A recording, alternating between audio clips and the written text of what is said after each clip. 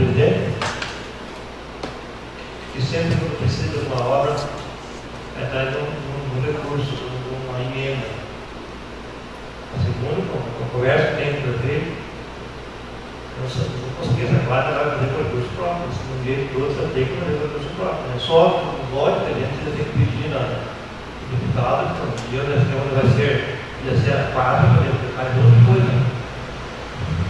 Também discordo, cara. A vereadora,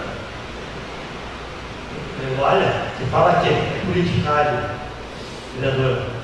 Não foi politicário, hoje aqui o Russo Baca estava aqui, o deputado estava aqui, daí podia usar o deputado PV nosso lá, então, se o deputado está aí, qualquer deputado, eu vou cobrar, eu vou em cima dele, eu vou pedir as coisas. Nós temos uma obrigação de fazer. Ele veio pegar a voto aqui, nós temos uma obrigação de cobrar. Não para mim, cobrar para a nossa população.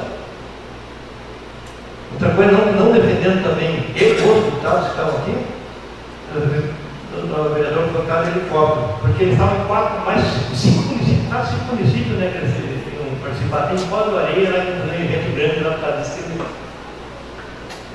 Eles vieram de helicóptero, não defendendo nenhum deles. Pelo menos porque eles falaram, vocês falaram o vereador Baixinho, não. Mas só para dar um esclarecimento, assim, que nós temos que cobrar. Eu acho que o deputado, qual deputado para esse dinheiro, eu cobro sim, não tem, vamos cobrar, nós temos que cobrar. É isso, deputado.